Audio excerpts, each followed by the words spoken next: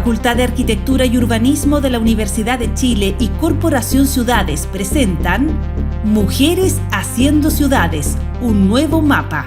El espacio conducido por Antonella Esteves junto a Marcela Ruiz Tagle y Pía Montealegre. Mujeres Haciendo Ciudades, un nuevo mapa en Radio Universidad de Chile. ¿Cómo están todos, todas, todes? Bienvenidos a esta nueva edición de Mujeres Haciendo Ciudades, un nuevo mapa, este espacio que está desarrollado con el apoyo de la Corporación Ciudades. Estamos con su directora de estudios, la economista Marcela Ruiz Tagle. ¿Cómo estás, Marcela? Buenas tardes. Bien, muy bien, Antonella, muy bien. Es una buena semana. Además estamos Hoy día aquí... está muy luminoso todo. Exacto, muy esperanzado. Estamos aquí además a puertas de la Navidad y también este programa cuenta con el patrocinio de la Facultad de Arquitectura y Urbanismo de la Universidad de Chile y estamos con la académica y urbanista Pía Montealegre. Pía, ¿cómo estás tú? Hola Antonella, hola Marcela, súper bien.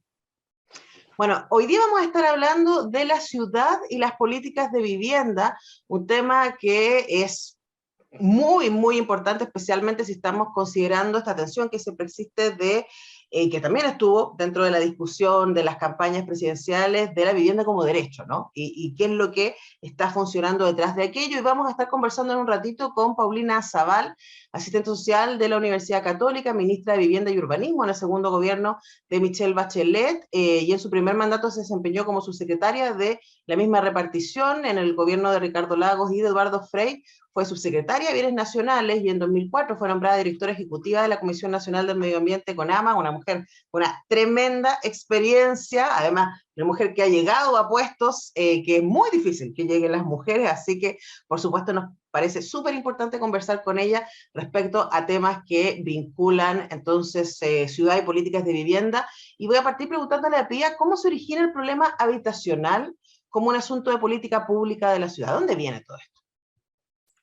Bueno, la relación entre políticas habitacionales y ciudad es súper estrecha, especialmente en escenarios carenciados como nuestras ciudades, como Latinoamérica, y es parte como de la ciudad moderna. La ciudad moderna se hace y se construye en gran parte con vivienda obrera, vivienda social o vivienda popular.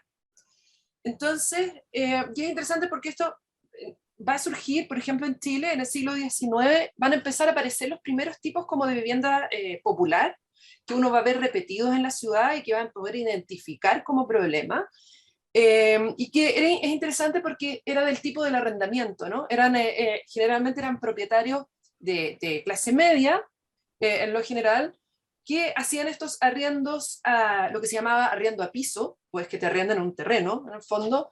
Los conventillos, que eran ya unas construcciones un poquito más elaboradas, o que eran piezas en torno a un patio, que tú arrendabas piezas, digamos, a la gente, o las tipologías que se hablaban, lo que se llamaban los cuartos redondos, que eran estas habitaciones de los conventillos, que se las llamaba así porque no tenían ni siquiera ventana. Entonces eran pequeñas...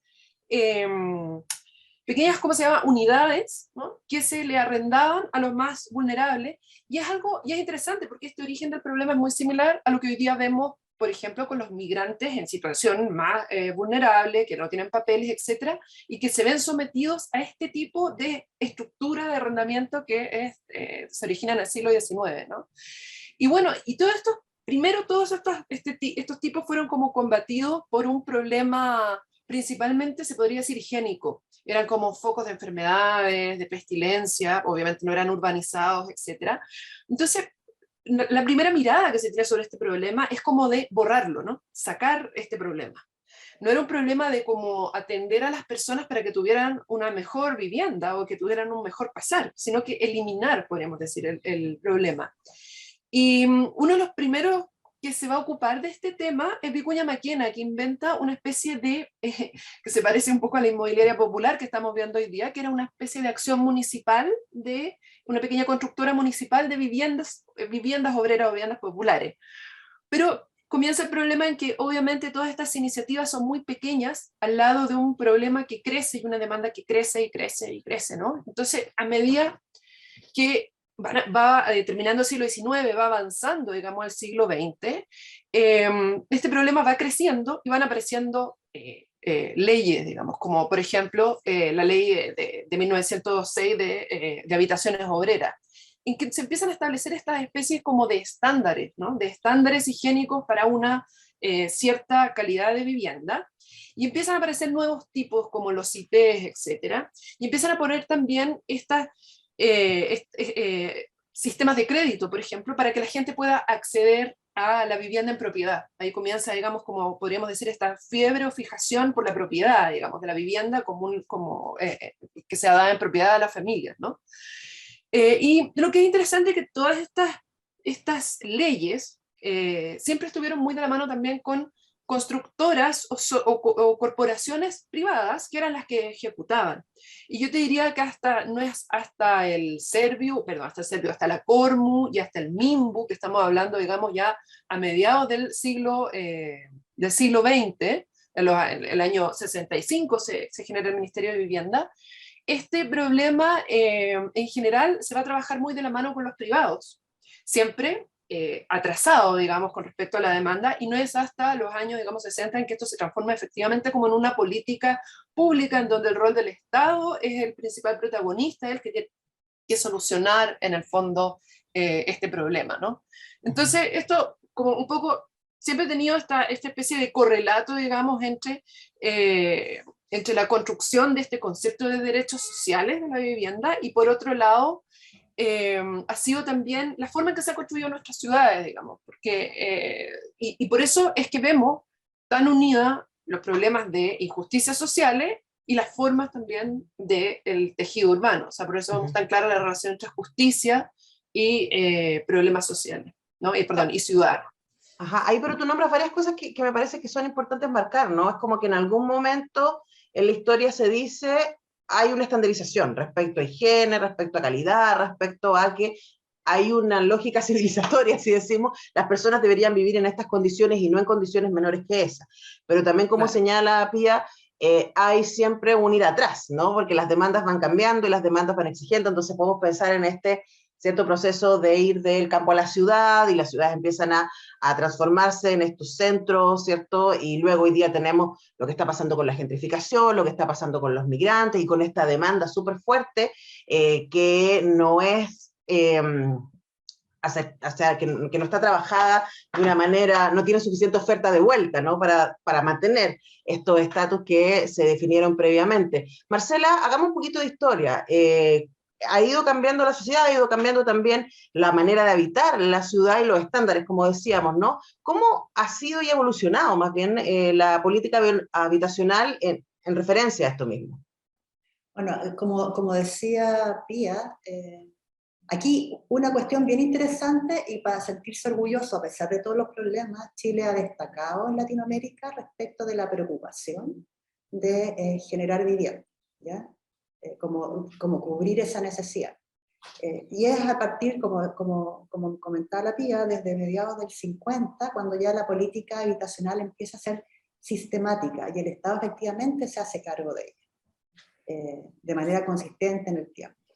Y quizás el mayor desafío y el mayor problema es que esta política se focalizó y fortaleció el arraigo en la tenencia de vivienda y en algún momento en focalizarse muy claramente en aquellos más vulnerables de nuestra sociedad, después avanzar un poquito hacia las clases algo media, con apoyo estatal, pero finalmente la estructura de la política de vivienda siempre ha sido la misma, es decir, identificar quienes necesitan de vivienda, quienes quieren postular a una ayuda estatal y que apliquen a estos subsidios donde están localizadas las viviendas que se construyen. Y finalmente eso termina demarcando fuertemente una inacción de generar un músculo de la comunidad para poder ellos especificar mejor las necesidades que tienen, más allá de la carencia de vivienda. Y por otro lado, se enraiza la lógica de quienes deciden dónde se construyen las viviendas, tiene que ver un poco con el monto del subsidio y no se internalizan otras externalidades que se van generando. Entonces se van creando barrios completos en las periferias de las ciudades, y esto es independiente de Santiago, es un patrón que se da en todo Chile, independiente de las características de las ciudades de Chile, que son distintas. Igual, la construcción de la vivienda social o subsidiada se tiende a dar en la periferia urbana, y en la medida en que las ciudades van tomando mucho dinamismo, porque es donde se ofertan mayor cantidad de empleos, ¿verdad? Se van haciendo más evidentes externalidades que tienen que ver con lo que hablábamos en los programas anteriores, por ejemplo, que estos nuevos barrios están carentes de servicios públicos y privados, y también para efectos de poder acceder a los empleos tienen que desplazarse por largo rato para poder llegar a los lugares de trabajo. Y entonces eso va empezando a generar externalidades, no solo aquellos que viven lejanamente, que por lo tanto tienen baja calidad de vida, o la promesa de una mejor calidad de vida se ve frustrada en parte por todas estas otras dificultades que siguen teniendo, sino que además se va generando también una dinámica que empeora la calidad de vida también de todo el resto, o sea, como que se frustran por lado y lado las expectativas. Claro, claro, y ahí aparecen cosas como la movilidad, ¿no? Que fue algo que nosotros estábamos comentando antes de salir al aire y que quedó muy en evidencia el domingo de las votaciones. O sea, finalmente la calidad de la vivienda no solamente tiene que ver con el objeto casa, sino también con los servicios que están alrededor de esa casa, ¿cierto? Y la distancia y accesibilidad que está entre ese hogar y los servicios y el trabajo, etcétera, que va a definir de todas maneras la calidad de vida. Temas muy interesantes que vamos a seguir comentando acá en Mujeres Haciendo Ciudades, un nuevo mapa. Vamos a estar conversando en un ratito con Paulina Zabal. Ahora vamos a ir a escuchar a Mercedes Sosa con esto que se llama Todo Cambia.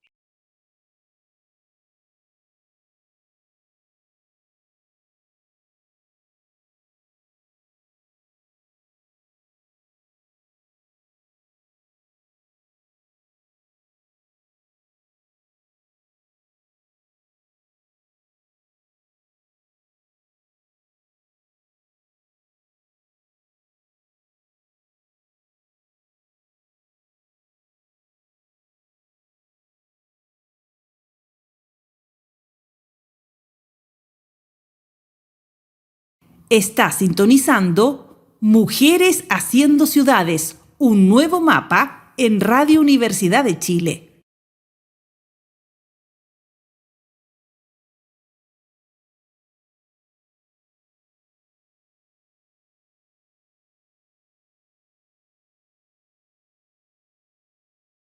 Está sintonizando Mujeres Haciendo Ciudades, un nuevo mapa en Radio Universidad de Chile.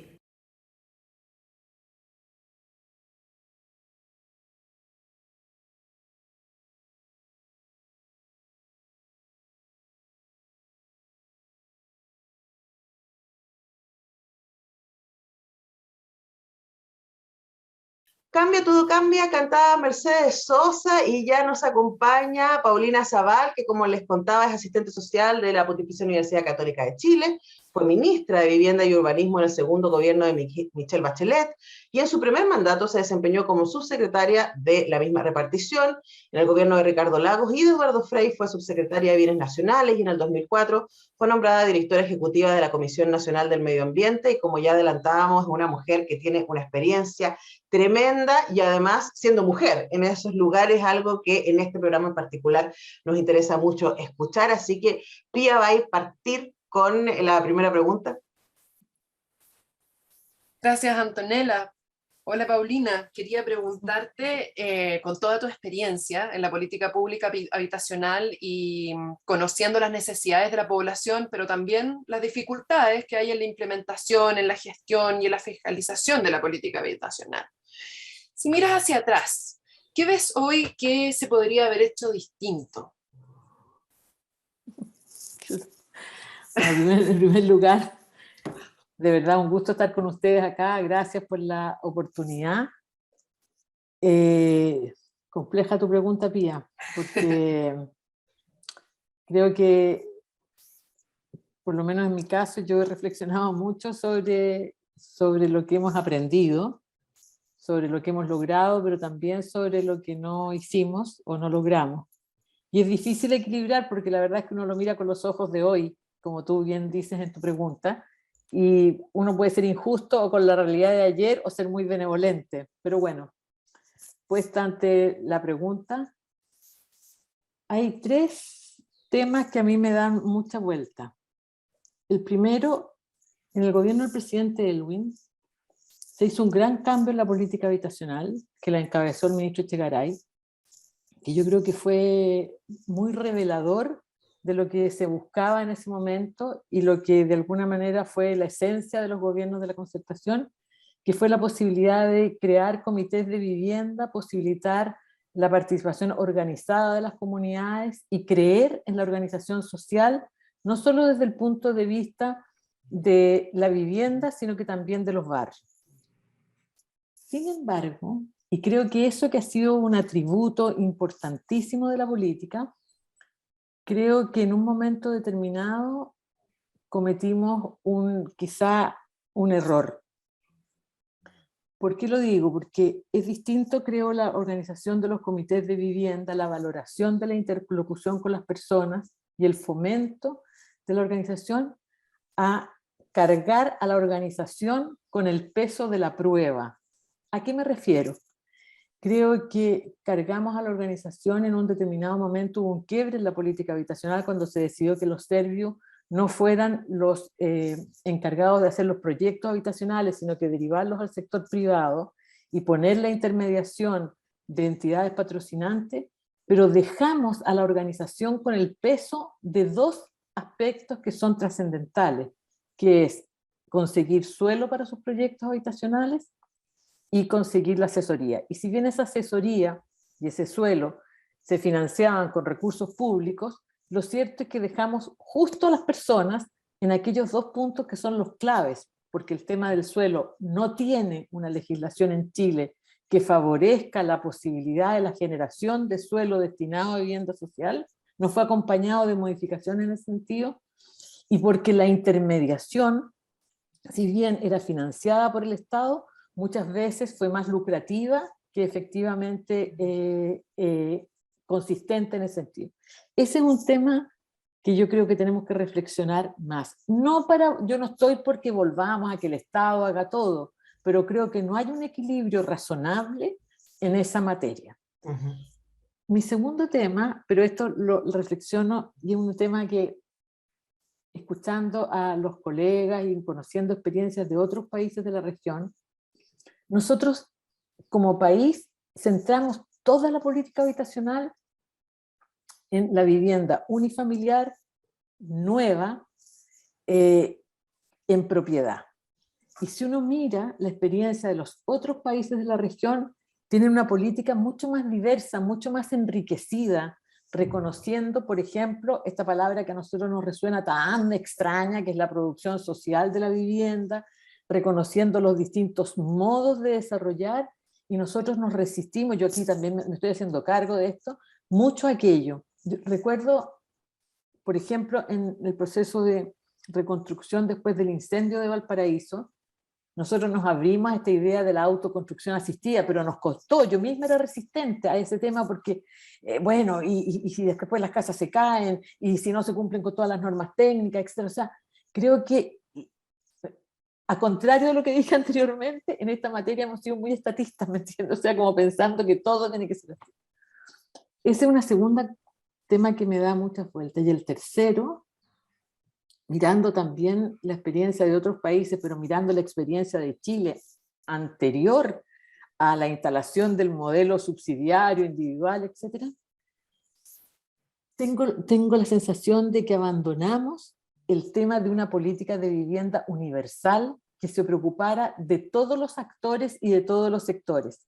Y la extrema focalización nos hizo concentrarnos en los sectores más vulnerables, cuestión que es muy correcta desde el punto de vista del financiamiento, pero que es muy incorrecta desde el punto de vista de construir ciudades integradas y de generar sistemas de financiamiento para todos los actores y sectores y de posibilitar, en definitiva, que la política de vivienda no haya una política de vivienda para pobres y otras para todo el resto. ¿Me explico? Entonces, si uno pudiera volver atrás con la experiencia y de alguna manera con los dilemas del tiempo presente, creo que por lo menos en esos 3 puntos yo creo que podríamos reenfocar. Ahora, es tremendamente exigente, Paulina, porque lo que describes es básicamente, en algunas áreas hay que darle mucho espacio a las comunidades, en otras áreas hay que estar bien encima y el Estado tiene que hacerse cargo. Es un tema de equilibrio muy difícil y que tiene, por supuesto, mucho que ver con el contexto. Y en ese sentido, Marcela te tiene otra pregunta. Pero me dejaste pensando, yo creo que Paulina nos dejó a las 3 pensando mucho, digamos. Y entonces yo me voy a salir un poco del libreto, porque, claro, la Antonella ya hizo una buena identificación de los desafíos por parte, y desde ese punto de vista, y pensando, mirando hacia adelante, hacia el futuro, porque colocaste el caso de los países con los que te inspiraba, el derecho a la vivienda, tal cual, es un buen ejemplo, como tú mencionabas, Paulina, ¿no? De la tensión entre lo público y lo privado, entre lo individual y lo colectivo. Y yo diría, estamos en esto del proceso constituyente. Entonces, ¿qué esperarías tú del proceso constituyente en este ámbito? ¿Con qué te sentirías tranquila respecto de que pueda aportar, apañar este proceso constituyente a lo que sea el futuro de las políticas de vivienda y ciudad en Chile? Es difícil, pero yo creo que yo no puedo separar al proceso constituyente de otros 3 ejes.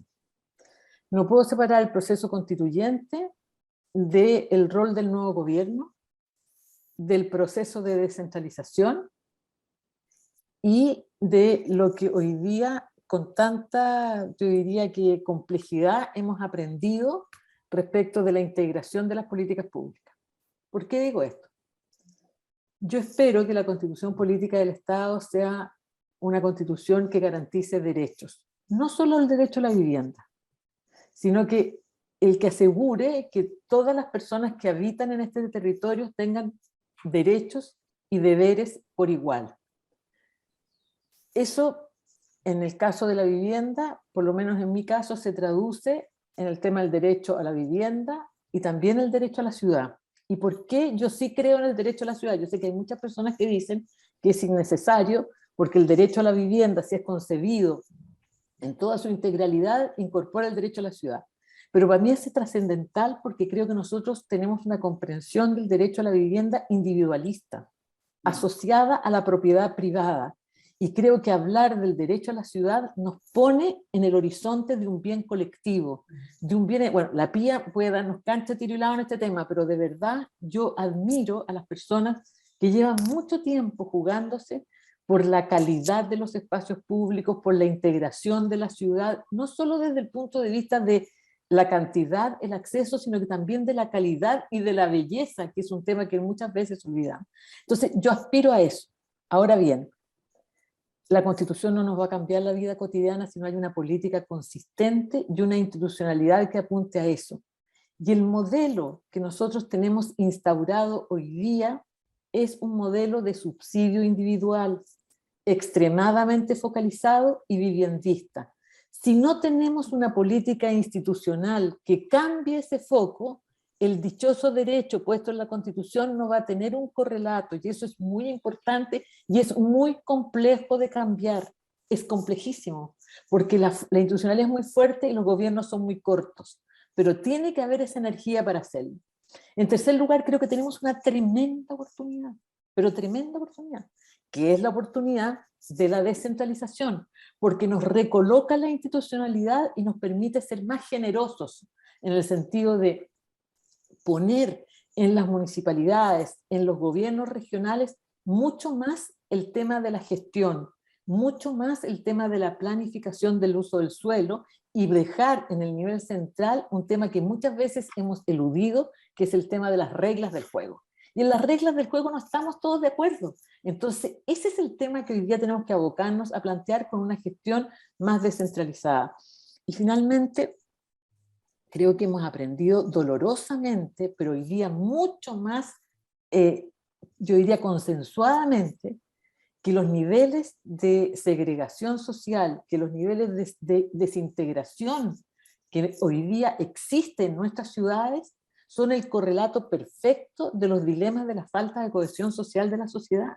Y por lo tanto tenemos una responsabilidad que no es única, que no es del Ministerio de Vivienda y Urbanismo. Al contrario, construir una ciudad integrada significa mirar el habitar de las personas desde los distintos ángulos, pero poniendo el sello en la vida de los seres humanos y por lo tanto sacar el sectorialismo de que si esto es tuyo, yo proveo la vivienda, tú provees el CEFAM, sepa Dios cuándo, por allá están los árboles, por acá las calles. Es que concibamos que la vida es una vida integral y eso es muy difícil porque también hemos aprendido a que la eficiencia y la eficacia está en las metas de cada uno, en la gestión de cada uno y en hacer cada uno su cronograma y su tarea. Y no miramos de alguna manera los resultados, tenemos que cambiar los sistemas de evaluación de las políticas públicas, de diseño, etc. Entonces, yo aspiro a un cambio constitucional, pero aspiro a que primero nos pongamos de acuerdo qué queremos lograr. Y si lo que queremos lograr es lo que el nuevo presidente electo dice, es vivir mejor, entonces tenemos que dar vuelta a la ecuación y no ponernos respecto de cada sector hace, sino cómo aunamos visiones. Y la ciudad es el continente perfecto, perfecto para integrar, si es que efectivamente lo hacemos. Pero eso significa una conversación que no es solamente cuántas viviendas faltan, cuántos recursos pongo, cuál es el déficit, porque en eso nos hemos pasado durante todo el tiempo. Claro. Todo el tiempo nos pasamos en cuántas viviendas construiste, cuánta plata destinaste, incluso en los procesos de reconstrucción.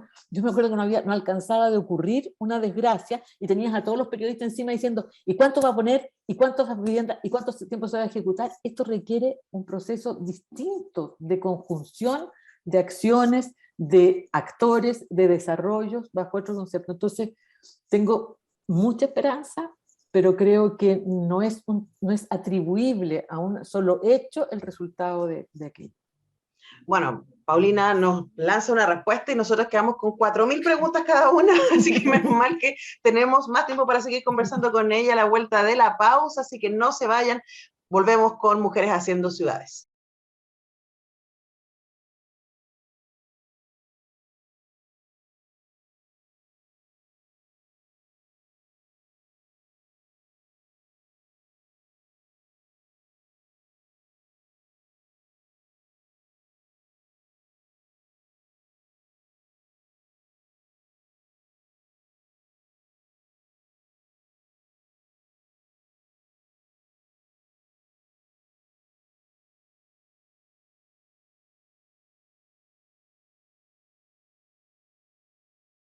Está sintonizando Mujeres Haciendo Ciudades, un nuevo mapa en Radio Universidad de Chile.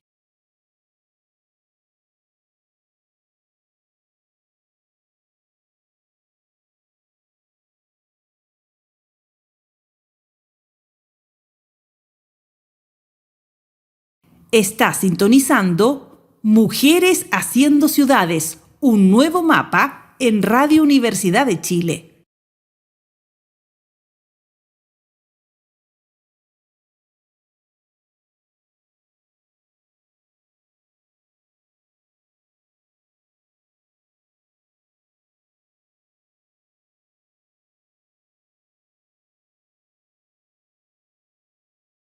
Continuamos haciendo Mujeres Haciendo Ciudades acá en Radio Universidad de Chile. Hoy día contamos con el tremendo privilegio de conversar con Paulina Zabal, quien ha sido directora ejecutiva de la CONAMA, quien ha sido subsecretaria de Bienes Nacionales, subsecretaria de Ministerio de Vivienda y Urbanismo, ministra de Vivienda y Urbanismo, entonces una mujer que sabe mil y con la que tenemos 1000 preguntas. Pía, dispare.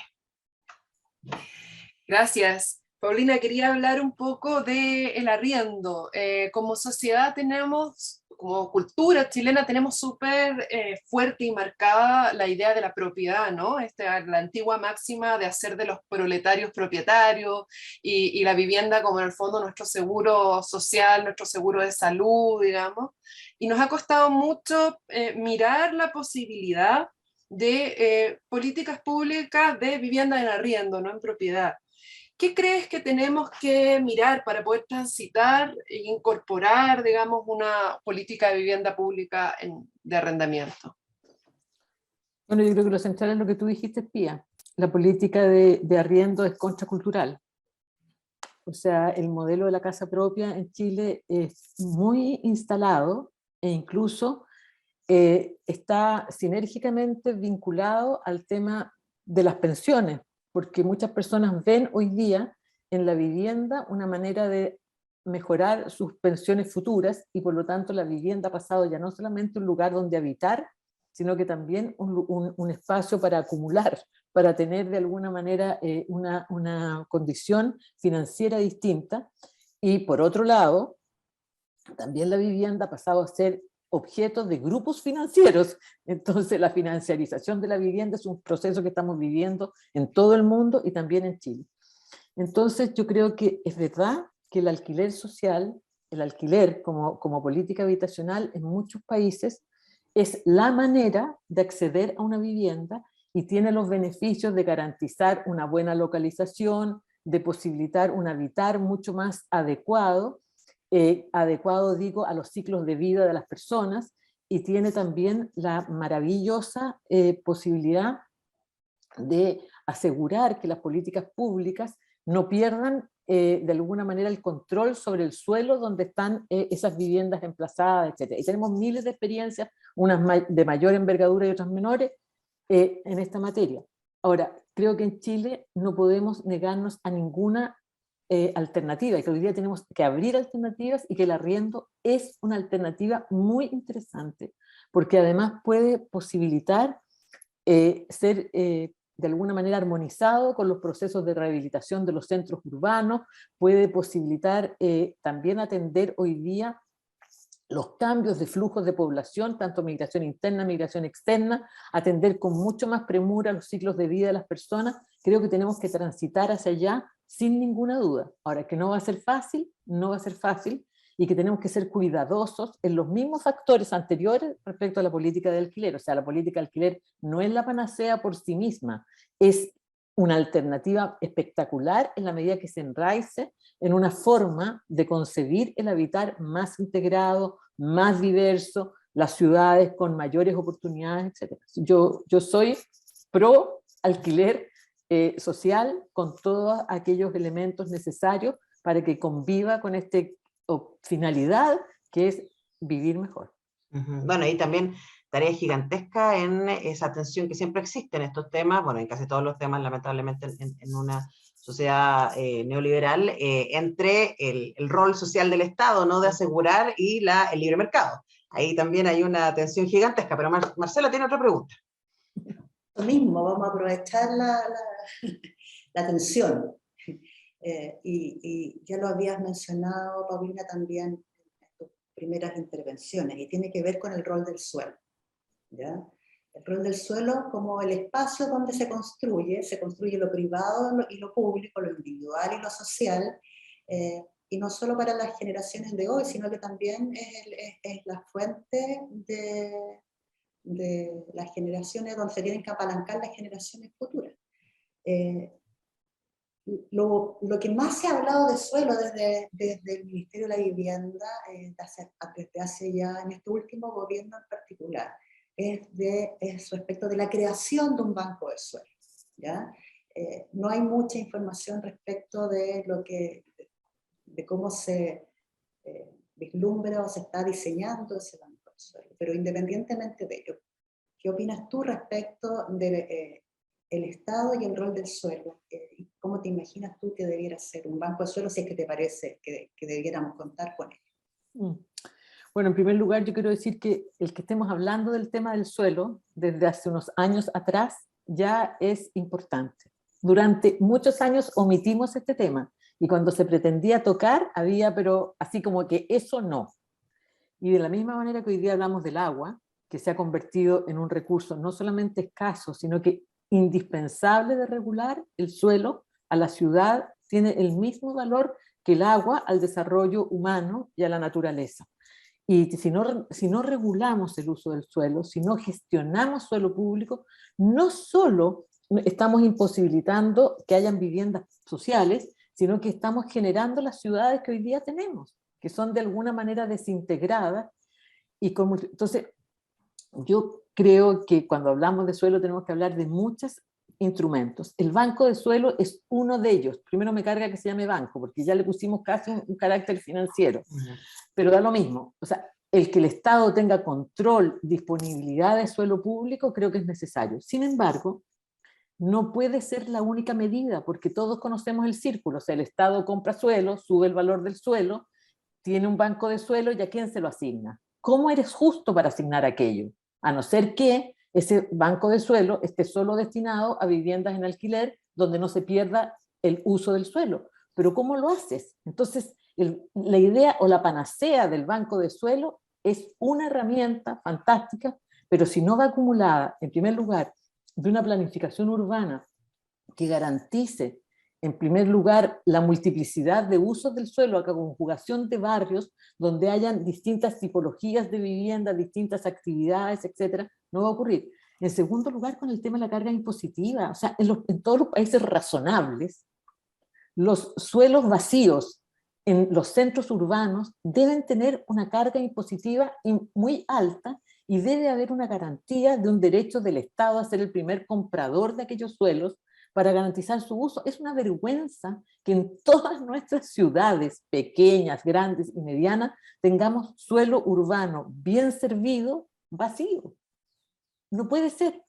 Luego creo que hay que poner incentivos a la renovación urbana, a la regeneración de las ciudades y a posibilitar que el suelo que ya existe se genere por la vía de una densificación adecuada o por la vía de un cambio de uso. Y hoy día vamos a tener una oportunidad. O sea, después de la pandemia, ¿qué va a ocurrir con todas aquellas edificaciones que tenían uso de oficinas en los centros de la ciudad y que hoy día han migrado hacia otros lados? ¿Cómo se van a reconvertir? Entonces, y por último, creo que nosotros tenemos que pensar que cómo se genera suelo urbano en forma permanente, y eso tiene que estar asociado a las formas de urbanización, a los aportes que tiene que hacer el desarrollo inmobiliario.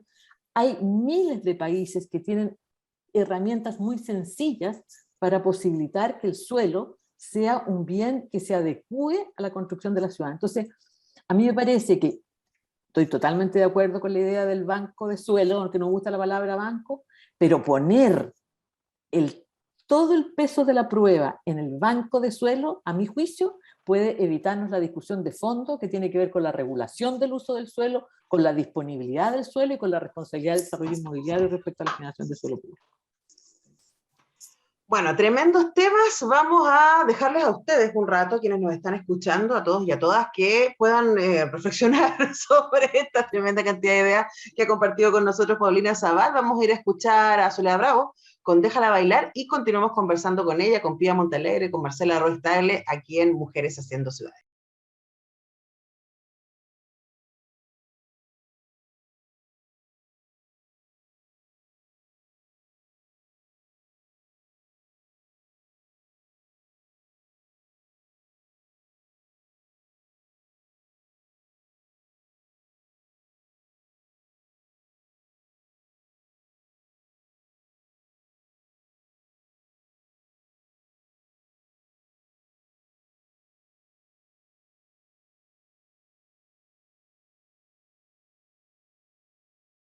Está sintonizando Mujeres Haciendo Ciudades, un nuevo mapa en Radio Universidad de Chile.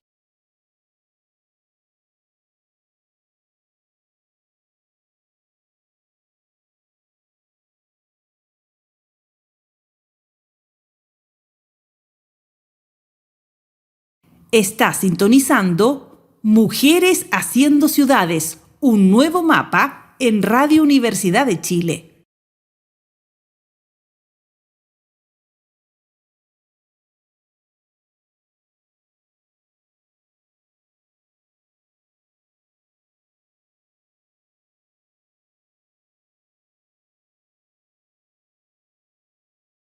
Continuamos en este último bloque de Mujeres Haciendo Ciudades. 4 mujeres acá que desde sus distintos niveles de experticia venimos a conversar sobre hacer ciudad, sobre pensar la ciudad. En este caso particular estamos hablando de vivienda, ¿cierto? Igual han sido las políticas públicas en este sentido. Estamos con la urbanista y académica de la Facultad de Arquitectura y Urbanismo de nuestra Universidad Pía Montelegre, con la economista y directora de estudios de la Corporación Ciudades, Marcela Ruiz Tagle, y con la exministra de Vivienda, Paulina Zavala, y nos queda todavía un ratito para hacer preguntas. Pía, dele por favor. Paulina, hablemos ahora de escalas de gobierno, desde lo central hasta lo local, ¿no? De las distintas escalas en que se va repartiendo, digamos, el poder. ¿Quién crees tú que debiera tener la responsabilidad de planificar, financiar, gestionar, mantener la vivienda social? ¿Todos? ¿A quién les asignamos qué parte? ¿Cómo redistribuiría, digamos, los temas de política de vivienda? ¿A quién le darías qué parte? Bueno, quiero partir por decir que creo que el tema, lo he dicho ya varias veces, lo voy a volver a repetir, creo que el tema de la planificación urbana o de la gestión urbana es relevante para el resultado que tengamos. Y en ese sentido, creo que el rol tanto de los gobiernos locales como de los gobiernos regionales es clave. Cada día más importante. Yo lamento extraordinariamente que todavía no tengamos los planes regionales de ordenamiento territorial en desarrollo. Lamento extraordinariamente que para muchos el tema de la construcción de un instrumento de planificación territorial sea un tema entregado solo a los técnicos. O sea, creo que este es un proceso ciudadano relevante para definir los destinos de nuestras ciudades. Y en ese marco, para discutir no solamente a la vivienda y la generación de vivienda, sino que fundamentalmente aquellos bienes públicos que proveen una buena vida y una integración social. Entonces, ahí creo que el rol de los gobiernos locales y de los gobiernos regionales es clave, y creo que no le hemos dado toda la importancia. En segundo lugar, yo sí creo que aumentar las responsabilidades de los gobiernos locales y de los gobiernos regionales, en el caso de los gobiernos locales, en la administración de vivienda pública, en la generación de bienes públicos asociados a la calidad de vida de las personas, en la gestión de suelos para poder generar programas de vivienda y en la organización de las personas. Creo que a los gobiernos regionales les corresponde, especialmente a aquellos que tienen áreas metropolitanas, poner un eje importante en el tema de la equidad urbana, que es nuestra gran déficit hoy día. Si miramos el área metropolitana de Santiago, el área metropolitana de Coquimbo, el área metropolitana de Los Lagos o del Gran Concepción, nos damos cuenta que es indispensable políticas de transporte, políticas de equipamiento urbano, políticas de áreas verdes que trascienden a los gobiernos locales y que son el corazón de la equidad. Sería totalmente distinto vivir en La Pintana si tuviésemos corredores, buses, plazas, parques, equipamiento urbano que permitiera un mejor habitar. Pero hoy día no, se conjugan todas las deficiencias sobre un mismo sector de la población. Entonces el tema de la equidad urbana, Claudio Rego una vez habló de la posibilidad de generar un índice de equidad urbana en las ciudades. Yo creo que eso es indispensable para poder medir cómo vamos avanzando. Entonces creo que hay que hacer una discusión. Y al Ministerio de Vivienda le corresponde fundamentalmente el tema de las normas y por supuesto que al gobierno el tema del financiamiento.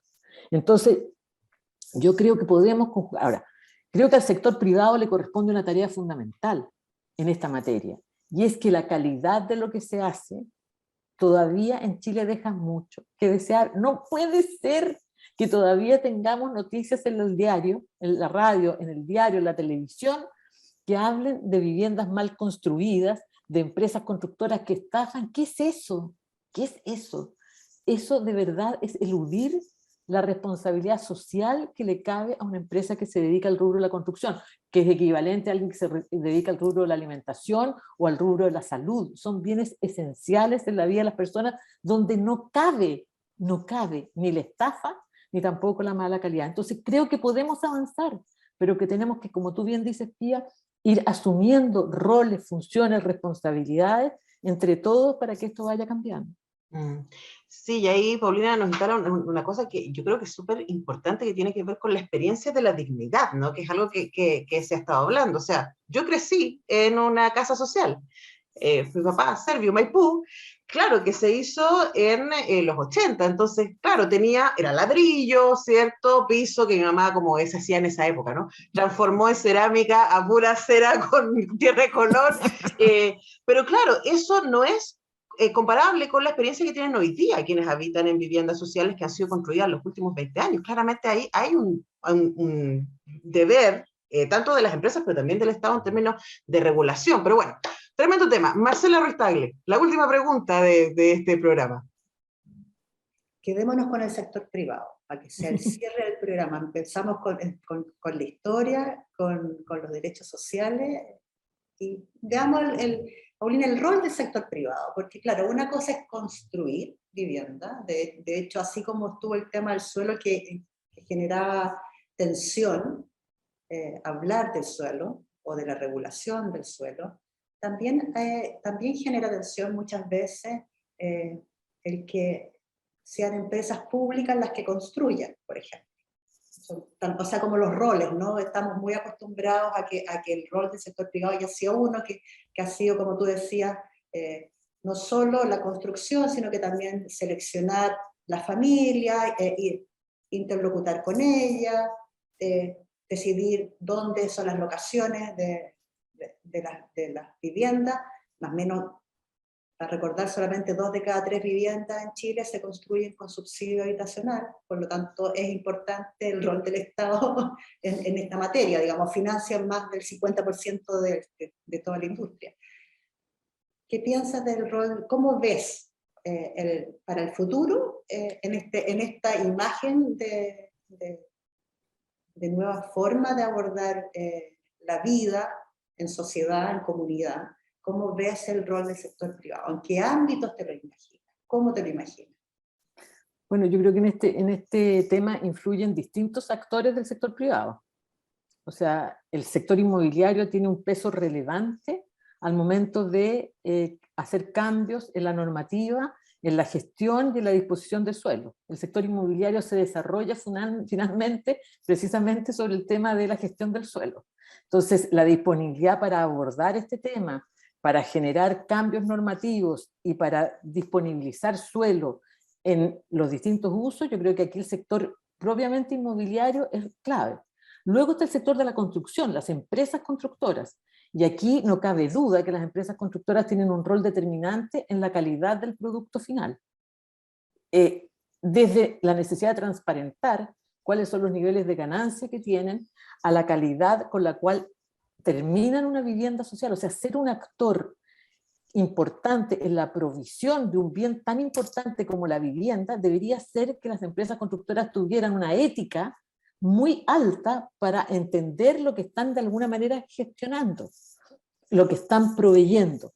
Luego está todo el tema de los proveedores de materiales y de servicios, y ustedes todos sabemos el tema que hoy día tenemos a raíz de la pandemia, a raíz del tema económico, el tema del alza de los precios, la especulación, y eso lo hemos visto en todos los procesos de reconstrucción. Les quiero decir que es una cosa muy compleja y por lo tanto trabajar con ese sector respecto al rol que les cabe en la provisión de los bienes necesarios para la construcción es importante.